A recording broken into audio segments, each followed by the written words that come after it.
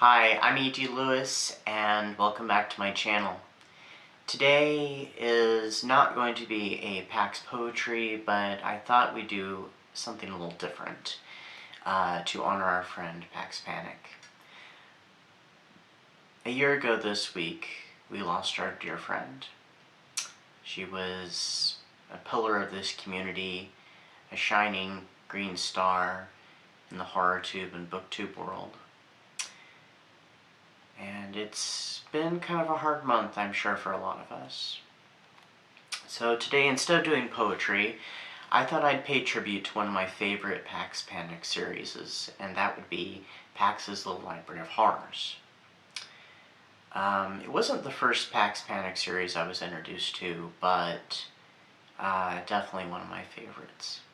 So, the book I'm going to share with you today, I actually read during Old School April, and I'd been thinking about doing this video since at least April anyway, I think March technically, but I almost didn't go with this book because it was a little problematic in its message, but I think after some consideration, digging a little deeper, I think we can see something special just below the surface with this one. So, what is the book? It is Tillywitch, and I can't remember the author's name. Hold on. Don Freeman. So, Tillywitch by Don Freeman. This looked like something that Pax might have picked up, might have enjoyed.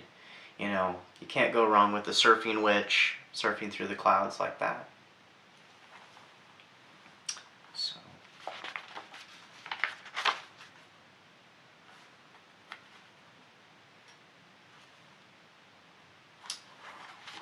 Here's our title page of Tillywitch. Surfing over an island. I mean, you know, look at that surfboard. She has literally a broom sticking out the end of it. That's just crazy. That's just wild. To Sue and to Billy. And this is copyrighted 1969, so definitely an older book. Okay. One bright moonlit night, Tilly Ipswich, you gotta love that name, Queen of Halloween, stood atop her high mountain peak and sighed, "Oh my, what a lovely evening. It makes me feel like being kind to everyone in the world, especially children." For a wicked witch to have such kind feelings was, to say the least, quite a switch. So you can see her standing up in the mountains, right above her house and above her pumpkin patch. Oh, and her little black cat with greenish eyes. Not that you can see the greenish eyes.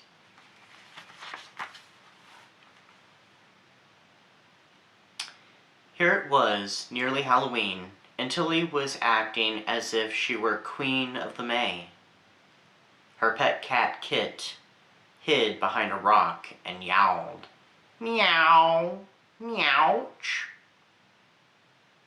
"Now, Kit," said Tilly, "if boys and girls can have fun pretending to be witches, I don't see why I can't play at being happy and gay, just for a change." We have Tilly dancing with flowers and stuff, and Kit hiding behind the rock. Now look at this. Somebody has drawn in the book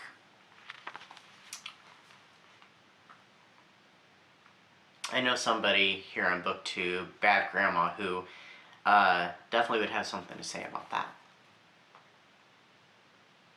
But later, when Tilly tried to switch back to being a wicked witch again, she couldn't. She ran inside her house and looked in the mirror. "That's queer," she said, giggling. I don't look a bit like my mean old self. Now how can I frighten children when I feel so good?"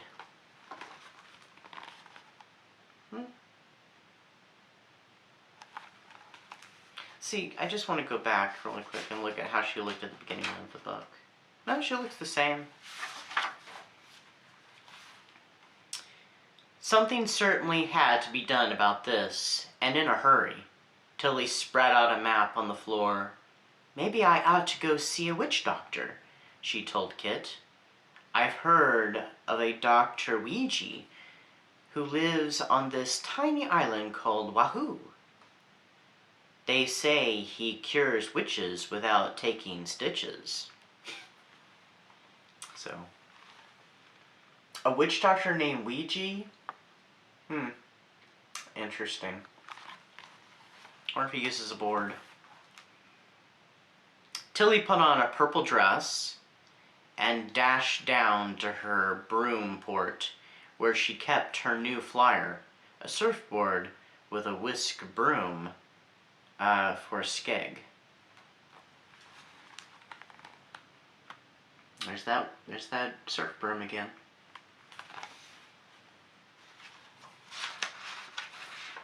Yeah, same color. It's not the same color on the front cover though. Neither is her hair really, and it looks. We'll come back to that.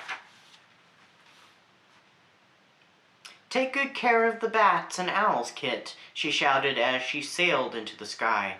"I'll be back when I feel worse."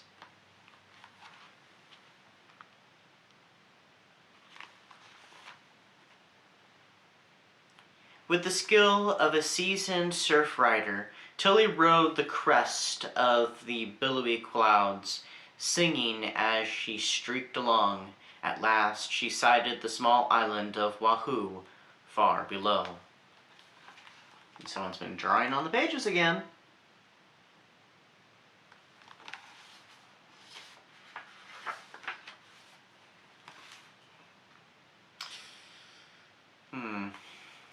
After making a happy landing, Tilly danced along to the door of the witch doctor's hut. But instead of being pleased to see Tilly in such a giddy mood, Dr. Ouija was horrified. "Ah, wahee! Ah, hogwash!" he bellowed, which in Wahooese means, "You happy witch, you are very bad." I'm sorry. But there she is, arriving. Now, I'm going to warn everybody. This next panel is rather unfortunate because, stereotypes. But forgive me for this. And kind of forgive the book. Unfortunately, the time period. But there's Dr. Ouija.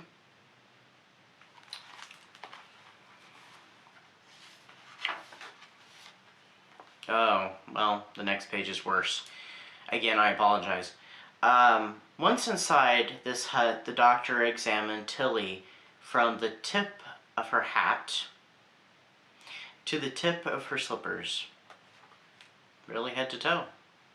And beyond. Finally, he handed her a card on which was written this prescription: "Miss Fitch's finishing school for witches." So, you see what I mean? It's cultural. I cannot say it. It's insensitive. Unfortunately, I can't say the word cultural. Never mind. We're not even going to do it. Tilly hardly needed to be told what this meant. She had to go back to school, the same school she had attended many years before. Hopping aboard her surf broom, she waved a cheery goodbye, and away she flew. So, here we are. She's leaving the island of Wahoo and heading off to school again. Sometimes you gotta go back to school. You can imagine Miss Fitch's surprise when she opened the gate and beheld Tilly Ipswich, her former prize pupil, standing there, smiling. And there's a little sign on the fence that says, "Miss Fitch is finishing school for witches." There she is. And Miss Fitch definitely looks rather shocked. mean, how often do you see a witch show up at your gate with a surfboard? Without saying much as, "How voodoo you do?" Okay. Miss Fitch led Tilly straight to a classroom where students were busily carving out fierce-looking faces and pumpkins. Now, that's a class I'd like to attend. That'd be very fun. As long as you don't have to do the actual gutting of the pumpkin, then that part I don't find so fun. Tilly tried her best to be serious, but even during the class in black magic, she simply could not keep from giggling. Naturally, Miss Fitch was furious, but no matter how much she scolded, Tilly still felt frivolous. This is a 2-page one. Yeah, she definitely really stands out amongst her peers. We'll come back to that. At cooking class that evening, Tilly behaved worse than ever. Student witches were learning how to mix a witch's brew, and each one was taking a turn at adding nasty tasting things to the pot.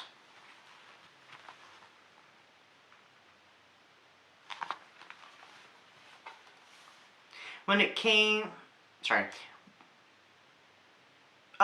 was reading that right. When it came Tilly's turn to show what she could do, she began pouring in syrup and sugar and instant chocolate pudding. I don't think that would taste so nice with all the other nasty tasting things. I think they just might make it worse personally, but you never know. Look at Miss Fitch, she's just absolutely horrified. Was her color that before? I don't know. I thought maybe she was turning greener on her face. Miss Fitch shrieked, "Go to the corner this minute and sit facing the wall." Poor Tilly was really in disgrace, and as if this weren't punishment enough, she had to wear a tall dunce hat. It was way back in the days when they had those. You know, they don't do that anymore, luckily. What does it say on the board? It says A is for abracadabra, B is for bat, C is for cat, and then we have a little picture of a boy and a girl on the blackboard.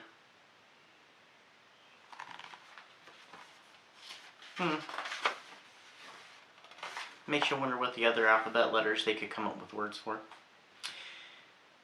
For almost an hour, Tilly sat and growled at the blackboard.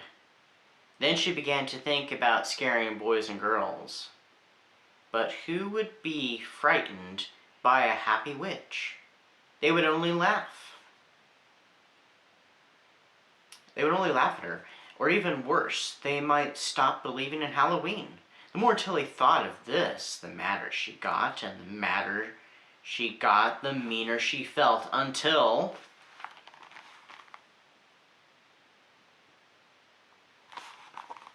Now that's a particularly frightening looking picture. I have to say the art style right there is pretty dang good in my opinion. I really like that.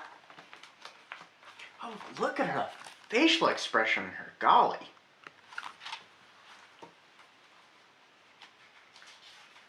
I almost think in this page she's becoming possessed.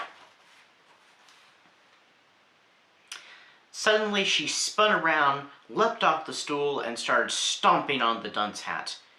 "I'm not a dunce," she screamed. "I'm Queen of Halloween, and I have important duties to attend to." I think Miss Fitch is quite pleased there. A little surprised, but I think still quite pleased.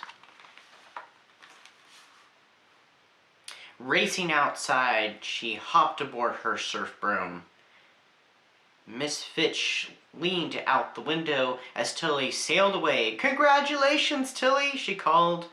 "I knew you'd remember your duty. You're the best student I've ever had."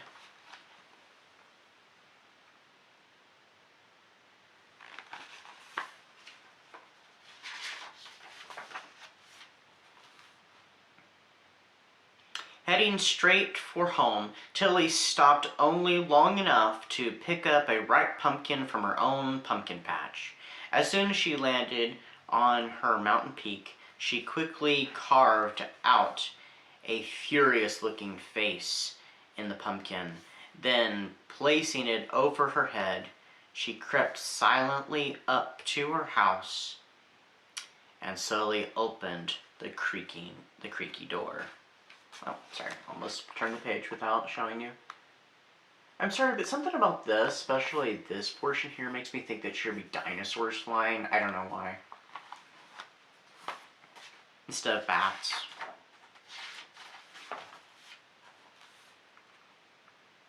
Trick or treat, she screamed at the top of her lusty lungs. Poor Kit nearly hit the ceiling. Someone's been scribbling again. And the next page too. Yeah, Tilly's definitely she's changed, and I'll show you in a bit. Come down, my pet, Tilly coaxed. See, it's really me, Tilly. I'm ready for Halloween. Come down. We have work to do tonight. Yeah, she's changed for sure there.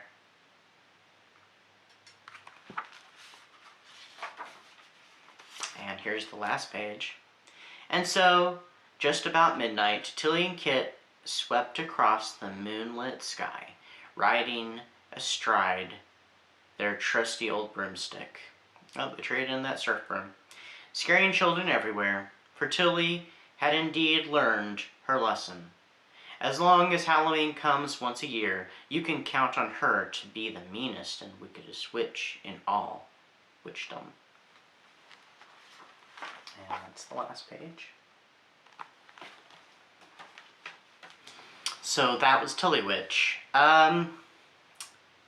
Yeah, so I kind of feel like there's a bit of a underlining one to this. Now, clearly the story is about conformity and how society wants one to be, and the lesson that Tilly is to learn is that she must, she